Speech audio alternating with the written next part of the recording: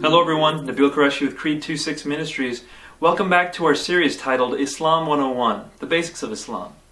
In this video we're going to talk about sharia. Now sharia is a hot button issue and there are a lot of misconceptions floating around about it, and so I hope to clarify some of these things. I'm not going to be talking a lot about what sharia teaches. Rather, I'm going to be talking about what sharia is, so that you can have a better understanding of the basics. Now the word sharia refers to Islamic law. But literally the term means path to water, implying the way a Muslim should live his life. It talks about commerce, it talks about marriage and civil law, it talks about the way warfare should be waged, and so Sharia refers to pretty much everything that a Muslim will do in his or her life. One thing to get right off the bat is that Sharia is not a book. You can't go to a book and get Sharia. It doesn't work like that. Sharia is more a system of Islamic jurisprudence. Now, there are principles used, these are called usul al-fiqh, in order to come up with certain decisions and decrees known as fatawa or fatwas. Let's drill down into that just a little bit. There are three components of sharia. The first and most important is the Quran, the second is the hadith and the sunnah, and the third is the ijma, or the consensus of the ulama, the learned Muslim scholars. If you ask someone else, they might say that there's a fourth component, which is known as qiyas, or reasoning by analogy. Those components of sharia are used in that order of primacy in order to determine what Islamic law says about a certain situation or scenario. Deciding exactly what sharia says about a certain situation is called ijtihad, or decision making. And the people who make those decisions, often muftis, are using the Quran or the hadith to clarify what should happen or what should be done in a certain situation.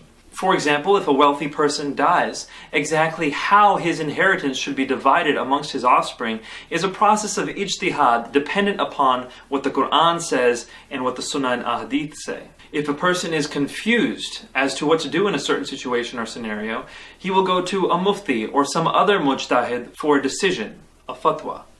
At least for Sunnis, these decisions are non-binding. They don't have to do what the mufti says. They can go to somebody else and receive a different opinion.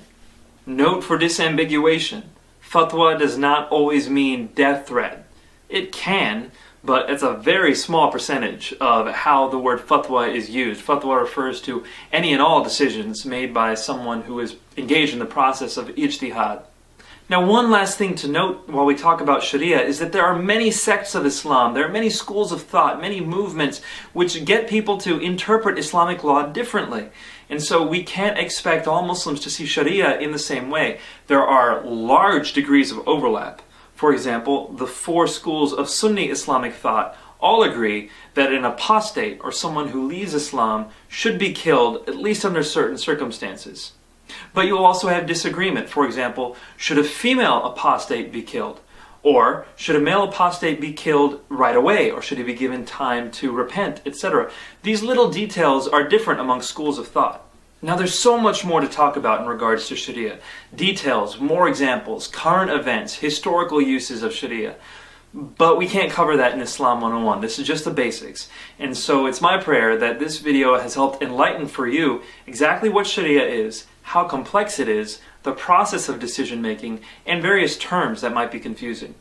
I hope that you'll come back again to learn more about the origins of Islam and Christianity. As always, take a look at the references in the description section of this video to learn more, and please leave feedback. I want to know how I can shape these videos to help you out more. These are for your use, and so I hope these are beneficial to you. If not, let me know how I can change them. I will be doing more on Sharia in the future, but not in this Islam 101 series. The next video in this series is going to talk about sects and denominations within Islam. So please come back. I'm looking forward to seeing you very soon. God bless you all.